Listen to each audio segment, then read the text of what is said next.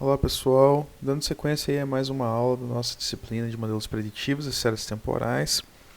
O tema da aula de hoje será uma aula prática sobre visualização de dados categóricos. E a gente vai aqui para o nosso ambiente de desenvolvimento, o Google Colab, para a gente continuar trabalhando no nosso data frame que a gente vinha trabalhando ao longo desse capítulo. Então, a gente tem dois atributos categóricos nesse nosso dataset, né? A gente tem a variável country e a variável purchased. Uma das maneiras aqui que eu gosto aqui de mencionar, né, para visualização de dados categóricos, é a gente plotar a contagem desses valores, né? Então a gente poderia utilizar aqui um plot de barras e o método aqui do intrínseco aqui do pandas, né, o value counts, ele retorna aqui para a gente justamente a contagem dos valores únicos. E em seguida que a gente realiza a contagem, a gente pode utilizar a função aqui .plot.bar para fazer o plot aqui da nossa variável categórica. Aqui eu estou utilizando aqui definindo o título aqui do meu plot, né, e a rotação aqui do meu eixo X. E se esse hot igual a zero é só para eu especificar aqui qual que vai ser o ângulo que eu vou plotar, né? Eu poderia alterar esse aqui, por exemplo, para 45 graus e executar, e ele rodaria aqui para mim em 45 graus aqui o meu eixo X aqui dos meus labels, né? Que no caso eu quero escolher igual a zero, que já está bom. Mas em alguns casos é interessante a gente alterar esse valor, né? Principalmente quando a gente tem falta de espaço aqui. Então esse é um primeiro plot aqui, né? Que é a quantidade dos clientes por país que a gente tem no nosso data frame. Então aqui no caso da França a gente tem 5, né? Aqui tem 3 e aqui tem 2. Da mesma maneira a gente poderia fazer para contar aqui uma visualização simples da quantidade de pessoas, né, quantidade de entradas que compraram ou não aqui o item que está sendo vendido aqui, né? Pode ser uma questão de propaganda online, pode ser N outras coisas, né? Mas aqui no caso a gente está plotando essa variável categórica, que ela é sim ou não. A gente está utilizando o mesmo método e fez o plot aqui, e a gente vê aqui que o nosso dado aqui está mais ou menos balanceado, né? Porque a gente tem aqui 5 para cada um. Então, a gente consegue ter uma visualização, uma forma de visualizar como que está a distribuição aqui dos nossos dados categóricos. A gente poderia fazer a mesma coisa, só que com gráfico de setores, né, com gráfico de pizza, né, o nome popular dele. Só que ao invés de a gente usar o .plot.bar, que é um método aqui, a gente utilizaria o .plot.py.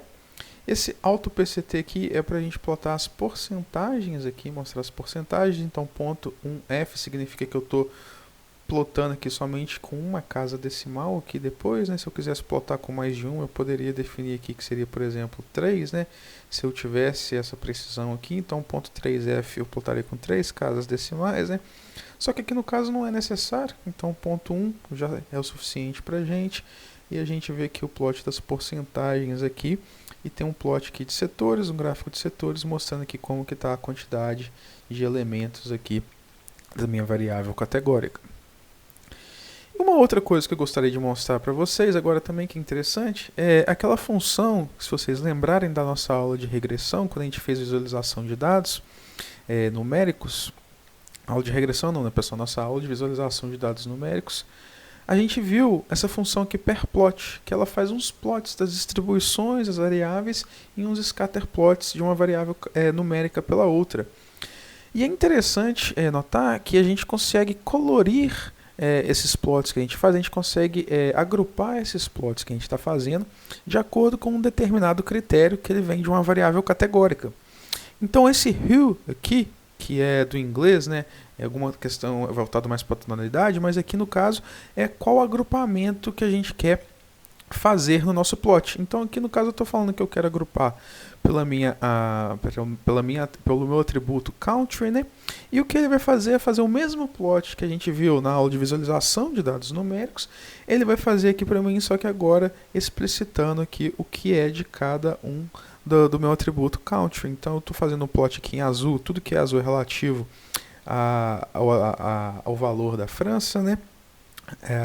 Tudo que é aqui laranjado é Espanha e verde Alemanha. Então, de forma bem simples, ao invés de a gente enxergar, né, somente uma distribuição aqui para a variável como um todo, a gente está enxergando aqui a quantidade a quantidade de distribuições aqui é a mesma quantidade aqui de valores únicos que a gente tem. Então, de forma bem simples, a gente já consegue ver, tirar algumas conclusões, né? A gente consegue ver que, por exemplo, aqui, os valores aqui de França de salário já são um pouco maiores aqui que da Espanha, por exemplo. Aqui a distribuição aqui da Espanha, ela está um pouco aqui, um pouco diferente das demais, né? Mas a questão da idade aqui está mais ou menos a mesma aqui em termos de valores médios, né? A gente consegue ver a distribuição e idade de salário no nosso scatterplot aqui segregado pelo tipo de país.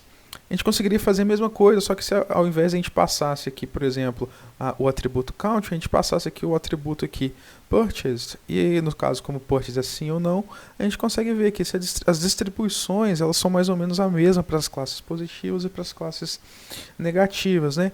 Então isso aqui são algumas dicas, pessoal, de visualização de dados categóricos em conjunto aqui com dados numéricos, né? Quando a gente faz esse plot aqui das visualizações que a gente já viu dos dados numéricos, é interessante também a gente separar aqui por tipo de classe de um determinado atributo. Então, pessoal, na aula de hoje aí a gente viu algumas estratégias aí para visualizar dados categóricos. Na próxima aula a gente vai ter uma aula prática também para ver como que a gente consegue lidar com o pré-processamento de dados categóricos. Até a próxima aula.